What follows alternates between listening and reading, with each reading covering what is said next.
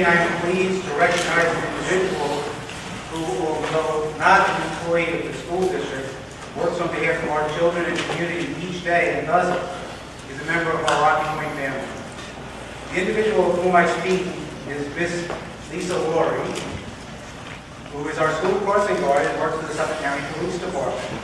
She works each day to protect our children and our community as they cross Route 25A at Rocky Point Gap Road. Miss Laurie qualifies as an everyday hero in her daily work protecting our children. However, last Thursday, Miss Laurie truly went above and beyond the call of duty. On Thursday afternoon, as I was making my way to the Joseph A. Edgar School from the Caracetti School, upon approaching the Route 25A intersection, I noticed that the traffic signal had failed and was blinking red, east and west, and yellow north and south, or the other, or reverse, but it was blinking, which for anyone who travels that way is very frightening to see. Needless to say, I thought when I got there I was going to encounter a real mess. And I thought to myself, what's going to happen at this intersection? Well, when I got closer, what I saw was Miss Laurie standing in the intersection with her stop sign in hand, and nothing else but the stop sign in hand, directing the 8 lanes of traffic plus the turn lane.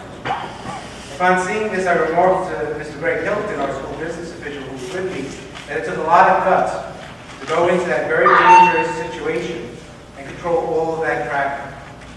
Later that evening and the next morning, I received emails from a number of community members who also saw Ms. Laurie controlling the intersection, and they shared my sentiments.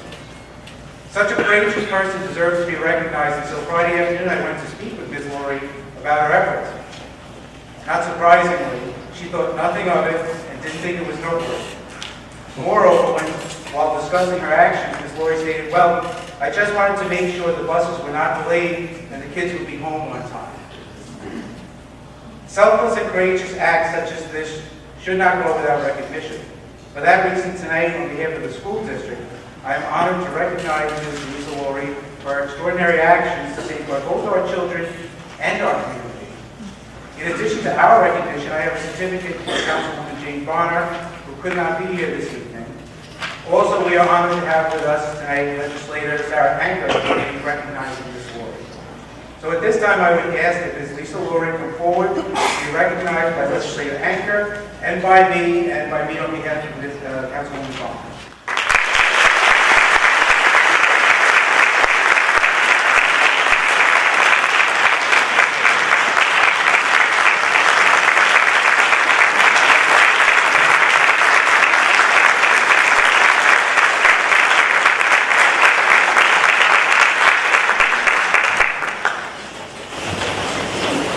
Like Superwoman.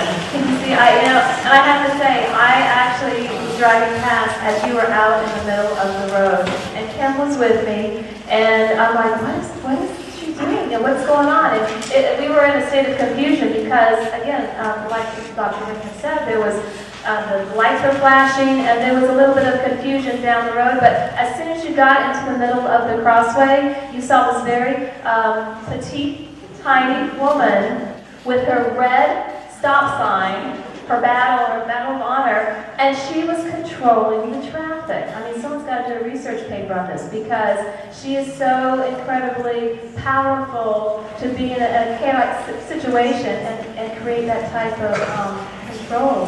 So, again, I want to thank you, and I was worried about your safety.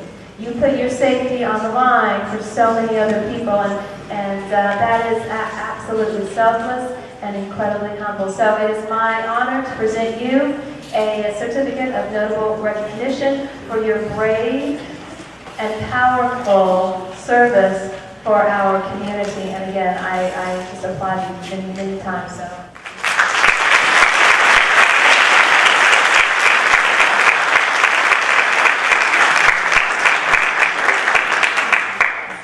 I gotta say that where I came from originally was the Brentwood area. Anyone knows Cookie Hill, they know that you gotta be pretty fast and speed, and you don't show any fear, especially not to the students in high school in Brentwood. Yeah, well, I recently became an EMT also, so I'd like to, just to, thank happens, I'm ready to go for that too. That's it. But thank you very much for your support, and I'll probably be out there doing it again, lights go out. So the community was really cooperative, and I appreciate that. Thank you.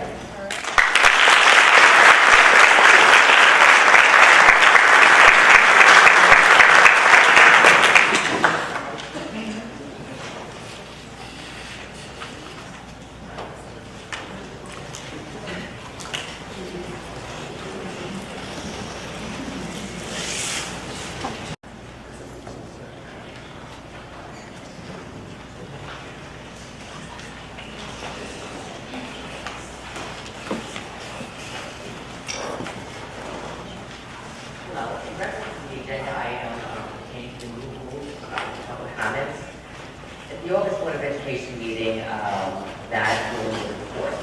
But according to the Board of Education policy 1510, I believe, it says there has to be 2 readings before it becomes policy.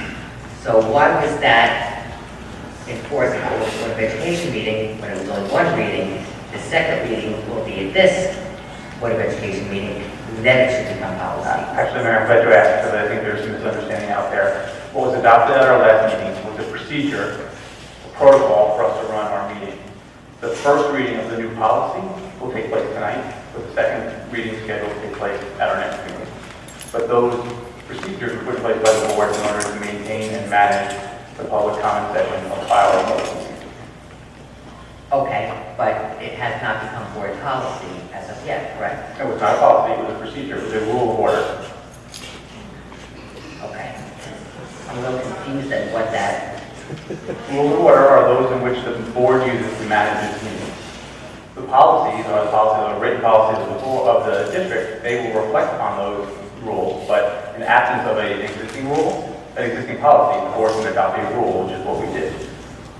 okay, in regards to the policy or procedure regarding public comments, I said I sent an email to the Board of Education and to the superintendent expressing my dissatisfaction with those rulings and how, in my opinion, I feel that they're shutting down the community.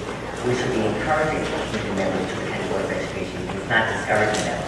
In my opinion, by setting these rules, and I understand that the Board of Education has to have some control over meetings, but the harshness, for lack of a better word, that the Board of Education has put forward, I believe is not giving the voice that the community deserves.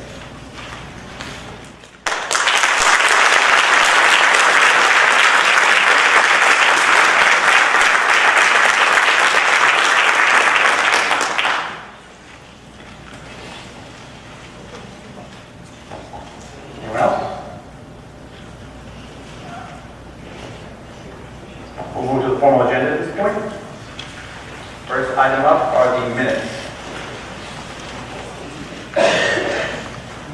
Be it resolved that the minutes of the following Board of Education meeting be accepted as presented.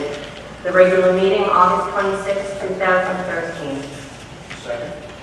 All in favor? Aye. Motion passes 4-0. Next are the treasurer's report. Be resolved that the Board of Education accepts the treasurer's report for the month of August 2013 as presented. Second. All in favor? Aye. Motion passes 4-0. Next is the extra classroom activity account treasurer report. Be resolved that the Board of Education accepts the extra classroom activity treasurer's report for the month of August 2013 as presented. Second. All in favor? Aye. Motion passes 4-0. Next are the financial reports. Be it resolved that the Board of Education accepts the financial reports for the months of June 2013, July 2013, and August 2013 as presented. Second. All in favor? Aye. Motion passes 4-0. Next is the internal claims audit report for August 2013. Be resolved that upon the recommendation of the superintendent of schools, the Board of Education accepts the August 2013 internal claims audit report. Second. All in favor? Aye. Motion passes 4-0. Next is the budget transfer summary for August 2013. Be resolved that upon the recommendation of the superintendent of schools, the Board of Education accepts the August 2013 and the June year-end budget transfer summary reports. Second. All in favor? Aye. Motion carries 4-0. Next is the tax levy. Be it resolved that upon the recommendation of the superintendent of schools, the tax levy of $46,473,856 for the 2013-14 fiscal year be approved. Second. All in favor? Aye. Motion carries 4-0. Next is bid award number 1413 Lexmark OEM, toner cartridges and supplies. Be resolved upon the recommendation of the superintendent of schools, the Board of Education awards bid number 14-13 Lexmark OEM toner cartridges and supplies to CW Government LLC, the lowest possible responsible bidder, meeting bid specifications as per the attached. Second. All in favor? Aye. Motion carries 4-0. Next is the target donations to district. Be resolved that upon the recommendation of the superintendent of schools, the Board of Education approves and accepts the donation of a target. Be resolved that the Rocky Point Union Free School District hereby approves upon the recommendation of the superintendent of schools to increase the general fund budget by $684.86 as a result of the donation of the fund. Be it further resolved that upon the budget voted to be adjusted to reflect that increase. 8211050100000 SJC $454.72.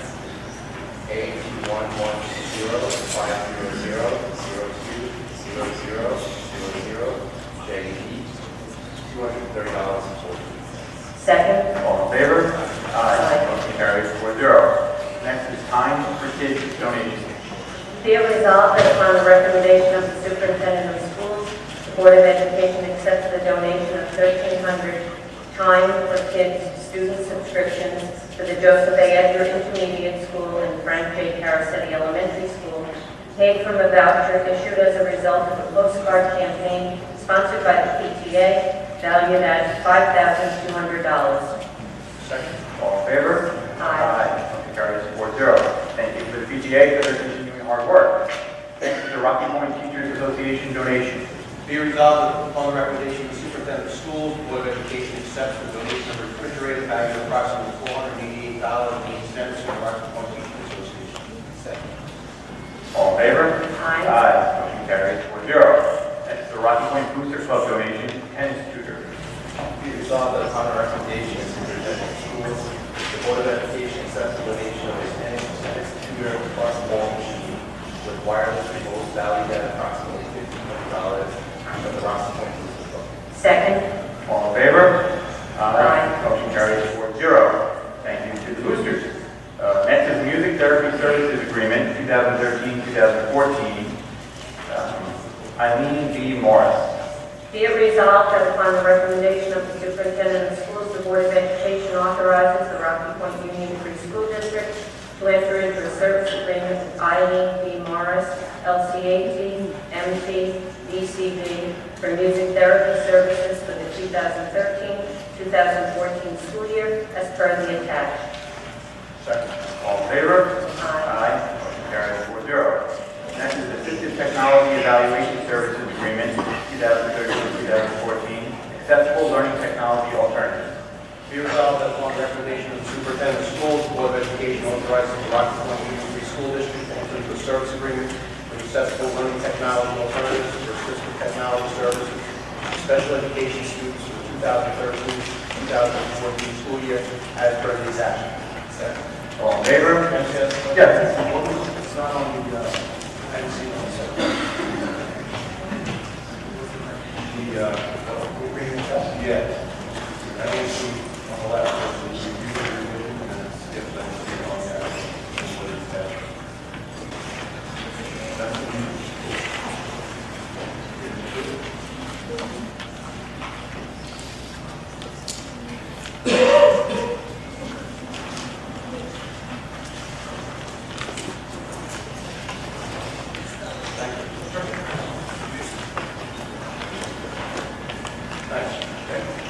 All in favor? Aye. Carried 4-0. That concludes the formal agenda.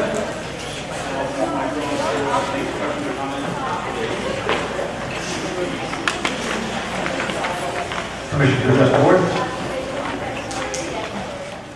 I'm speaking before you tonight, asking the Rocky Point Board of Education to place on next month's agenda the NICET resolution opposing high-stakes testing. During the October meeting, the Rocky Point Teachers Association will be looking forward to you passing the resolution.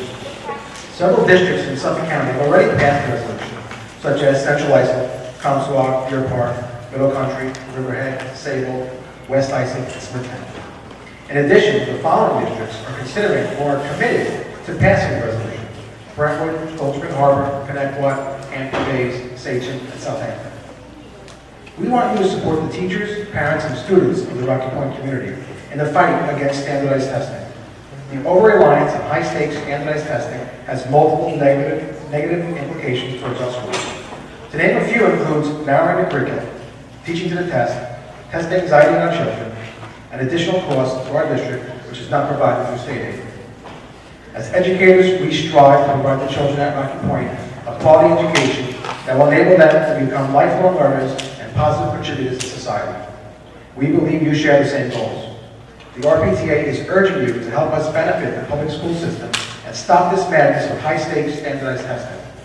Please do not remain silent on this issue. We are looking to you to join us, along with NYSED, to ensure that the state gets the message and gets it right for our children. I will give Pat Jones the copy of the resolution for you to look at. Yeah, absolutely. And Mike, Mr. Fisher, thank you for providing that. The board will absolutely review it over the next 4 weeks and certainly address that in the meeting. Thank you very much.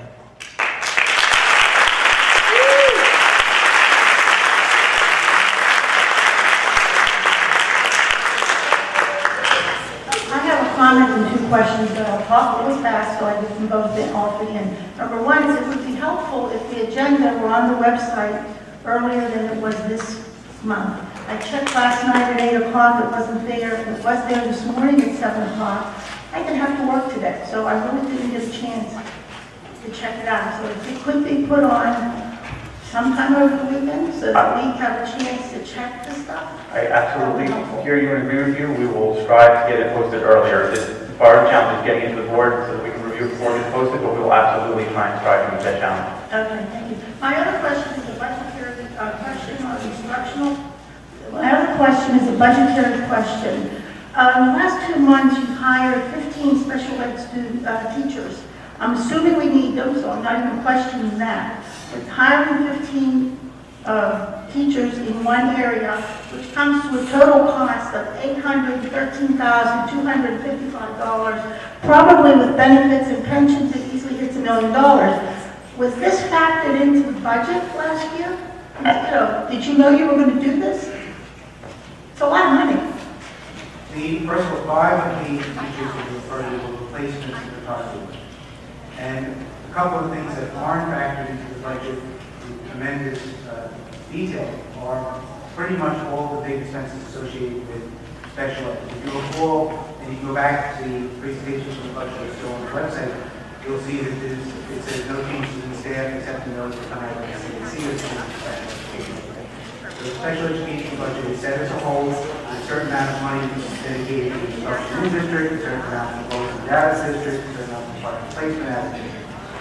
In addition to the changes that came out of the CNC, which included the special education plan being changed to include the integrated teaching model for secondary level. Those additional requirements freed up money that were otherwise in the budget, which was retirees who had a higher level of use was lower.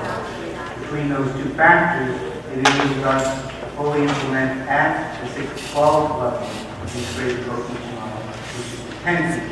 Again, the other 5 were replacements of retirees, and then we did hire some ELA teachers who retired.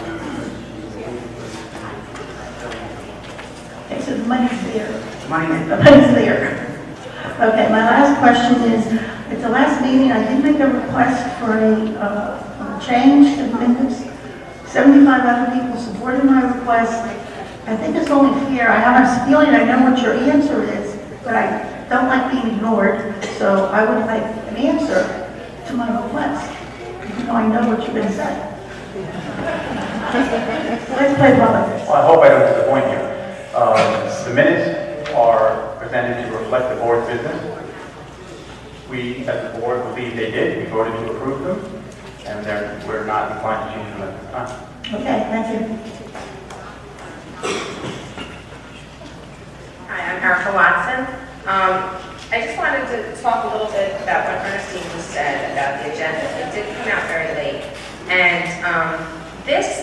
what we're presented with when we walk in here. However, when we want to download the agenda, I don't know how it comes delivered to the board, but 201 pages for me to download on my personal computer. I would appreciate it if the board could actually release two documents, this one and then the 201-page one, so that if we wanted to delve further, we could, but if we just wanted to download this, so that we can keep up with, our goal to have a civil discourse, for people to be able to come in and discuss these items, it would help if we could see them in a compact document such as That is this. a very fair request, and Dr. Rung is not ending, I believe we can certainly accommodate that. Okay, and if I have a couple seconds left, I know it was on the agenda that you discussed, the change that was adopted in the academic intervention plan. I know there was a question asked about it at the last board meeting, but I don't know if we've heard about what those changes are. Are they reflective of the new scale of the state scores and the fact that there are more children who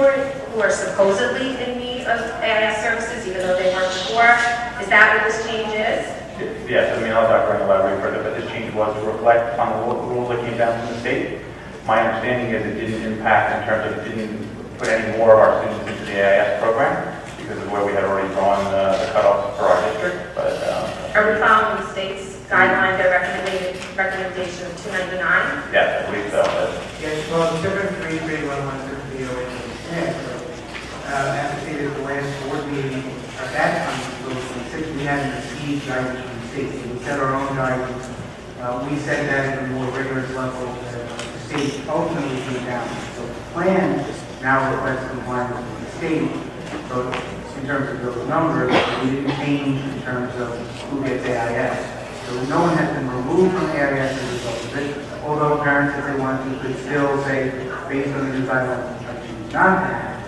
But since the children were scheduled for the school year prior to the guidance coming down from the state, they can also left everything as it is, except the plan to now reflect the less rigorous standards.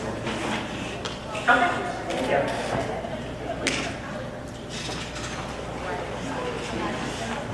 Pete Luciano, Marketplace. I have two questions. The first one has to do with your agenda. It says the first reading, the review, revisions, and readoption of Board Policy 1510. There was no reading of it, and what are the revisions, if there are any? That's my first question. If you could answer that first. Sure, the revisions are the rules that we went through during our last meeting. They're posted as part of the agenda that's online. Last time. Okay, so nothing changed. No. Okay. My second question would be, the last statement says, speakers shall be ruled out of order if they attempt to speak about any specific student, employee, by name or title. Does this mean that if I wanted to get up and compliment some program, some teacher, some activity that happened, I'm out of order? Is that correct?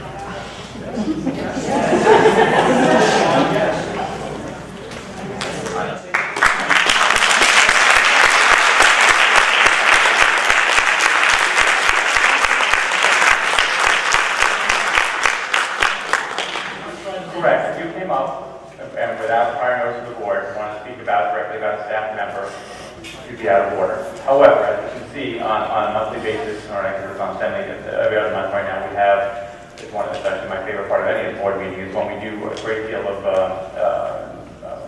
recognition for our students and our staff. And we would be glad to hear about that in advance instead of something else. What I'm going to say, if by chance someone got here and wanted to say something like that, you're denying them that right, I think that's incredibly wrong. I know you have that prerogative. We do, and certainly the rules, and the rules do say that they can be suspended by the board at any given point in time, but those are the standing rules. I'm just against it.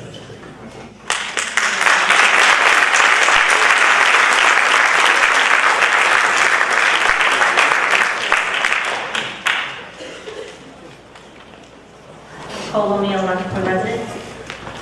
I was at my daughter's open house meeting and I found out from one of her instructors that she's been taking 2 math regents this year. One of them is going to be the Common Core at the beginning of June, and another one's going to be the old integrated algebra class testing regents at the end of June. She has to take both of them because the first one won't be available to decide whether or not she passed it until after the second one is taken, and they will take the higher with both scores. My concern is, how are these children going to be prepared for both tests since they are a little bit different? They're not the same test. We don't want to teach to a test, but I need my child to learn something, and I'm really concerned that this is not going to happen. That you're going to be struggling between two different formats with, as a child who needs to listen and understand one thing at a time, that in all of her courses, anything that this continues with, that between the Common Core and the old test at school, I know her grade at 9th grade is the one that's starting this, it's going to be very difficult. And I wish the state would support what, support what Mrs. Fisher and the rest of the teachers union had stated about making our concerns and our, I can't do a more expressive word than concerns, distaste, or maybe it's not just the Common Core, but just the way it's been shoved down our throat. And I'm in support of the teachers union in this area.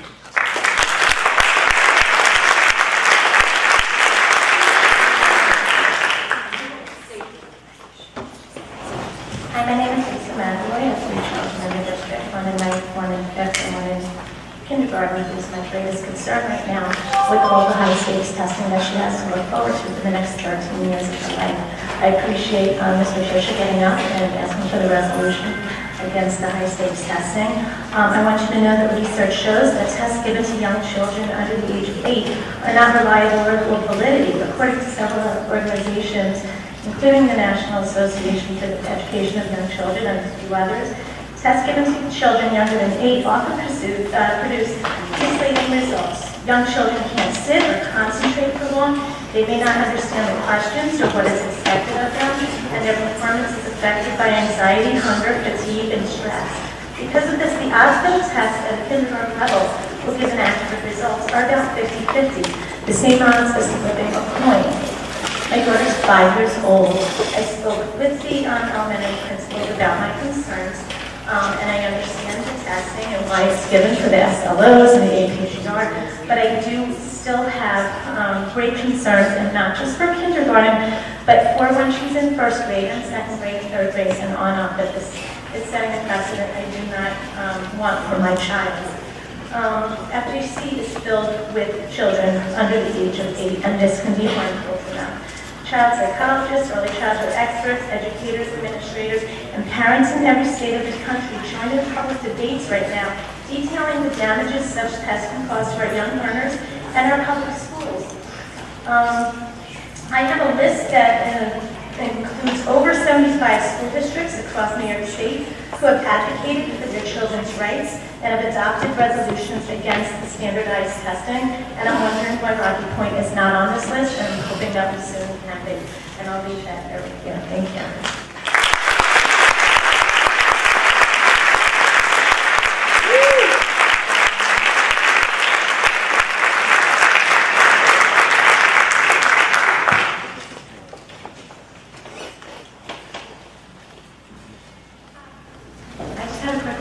What happens when one of the children fail the 2 Regents exams? Has anybody thought about what we're going to do if they fail both of them?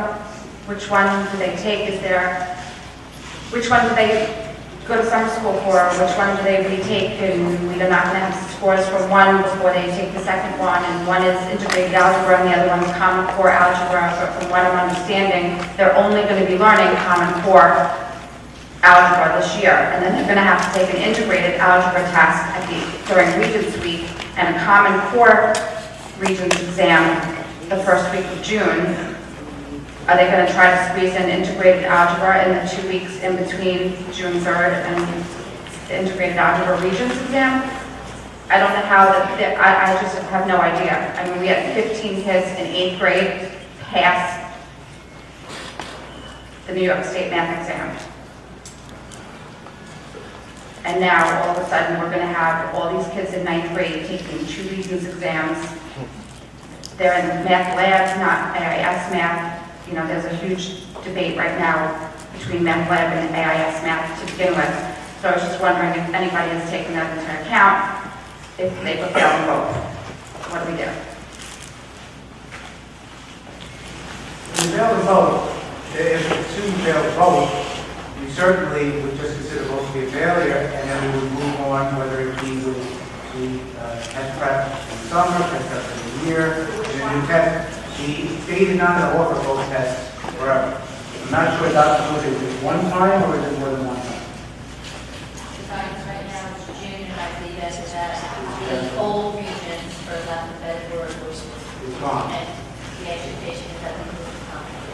We are instructing to the Common Core now, and that is the first test.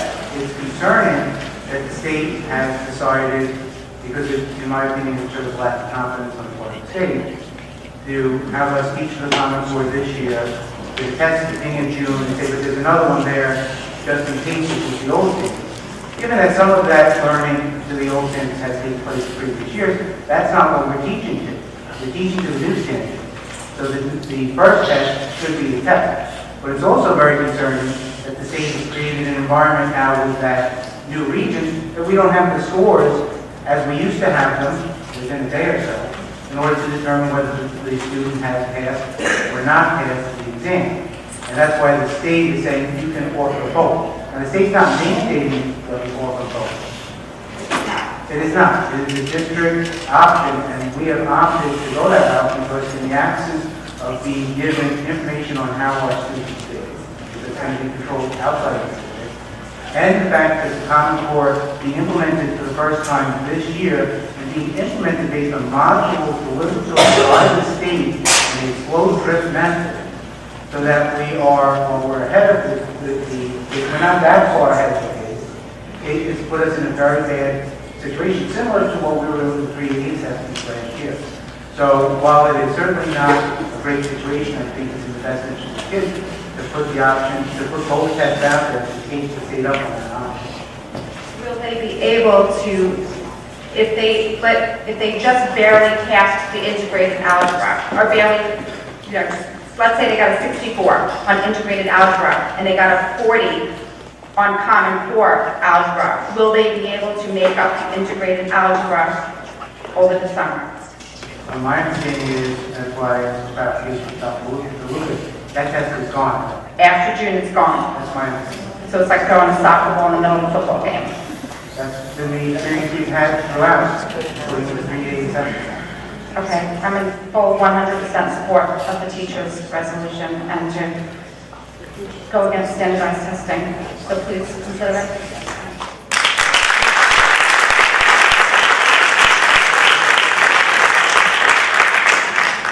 So if you have a lot to look forward to, there's a lot to fear this year and last year with all the, the Common Core and the standardized testing, and there's just a lot of hurdles that the community has to jump through. What we don't need is a hurdle of not trusting our boards and having the board not do the right thing by us. And when you pass something, and from what I understand, you just did the first reading of this vote to not have us speak more than 30 minutes, am I right?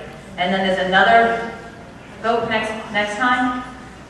Okay, so I'm so against that. I feel that what you're doing, and I understand why you feel you need to do it. July was a very emotional meeting because there's something very, very large happened that none of us expected and was wrong, obviously, because it's been fixed. So that's why July was such a terrible, horrible meeting. But what you're doing, and if you pass this next time around, you're going to make this community not stand together. You're going to make people not trust you even more.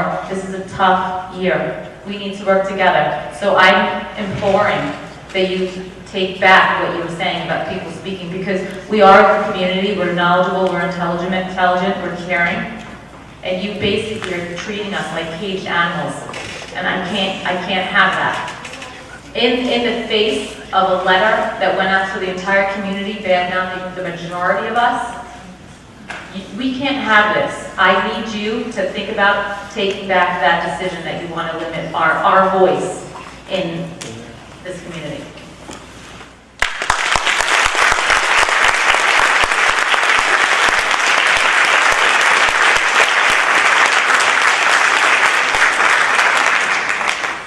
I want to make a comment also about the new policy policy restricting public comment.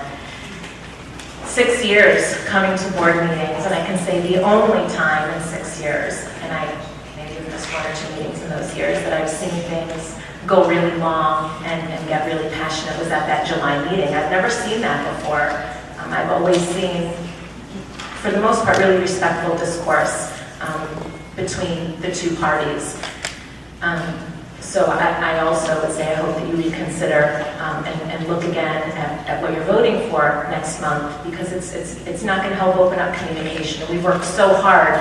I feel as though we've worked so hard. I know I personally have worked really hard to do what I can to open up lines of communication between community members and the administration and the Board of Education. So the policy, I don't think, is in the spirit of that. And again, I think you need to take a look just for a minute at the circumstances of that meeting. There was a lot of really passionate people there, and some people reacted in ways that you didn't care for. And sometimes that's okay. I mean, when we put ourselves in public positions, sometimes it's not going to be comfortable. I know that, I put myself out there running the group that I do, and I've had people not happy with the way I do things, and I understand that that's part of the territory. It doesn't mean I'm going to stop running my meetings, and it's not going to mean I'm not going to allow people to voice their opinions and feelings at the meetings that I run. But there was recently an editorial in the Times Beacon, and I'm sure perhaps you've all read it. For those of you that haven't, I'm just going to read a little excerpt of it, because I think they probably say it a little bit better than I can. Unfortunately, I don't have my reading glasses. These are my distance, so I'm not going to read the whole article because I'll go over, but I'll just start in the middle.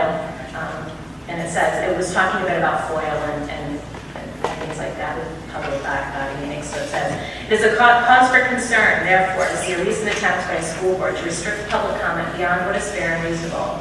A month after a crowd showed up at a Rocky Point School Board meeting to express their support of one administrator and their criticism of another, the board adopted a policy barring any speaker from the public from mentioning a school district employee by name or title. Inasmuch as public school board members are elected to represent the community's interests as well as those of employees, blanket censorship goes against the very notion of a democracy in which freedom of expression is prized. Save for speech that slanders, threatens, or compromises public safety, people should feel that they can speak freely to their elected officials. For more than 2 centuries in this country, the public forum has been the most effective means of ensuring that they can. A community member's discussion of an employee's performance, while not always easy to hear, does not necessarily amount to slander.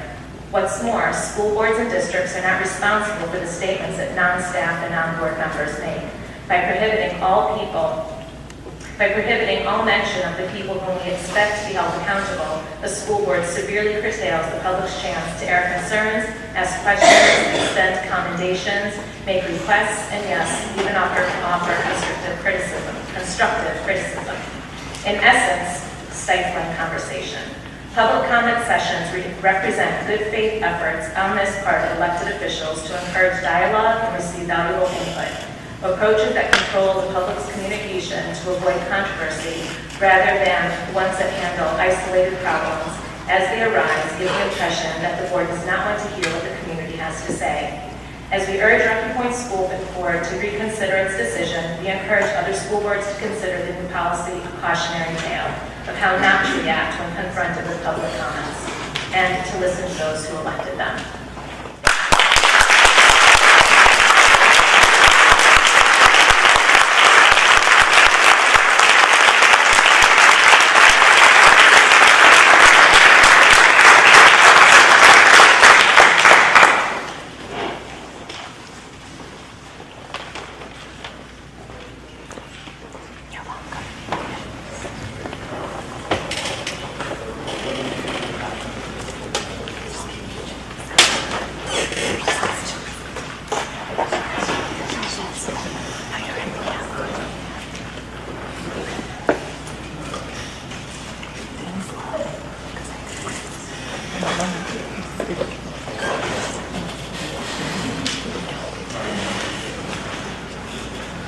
Motion to go to executive session to discuss personnel matters.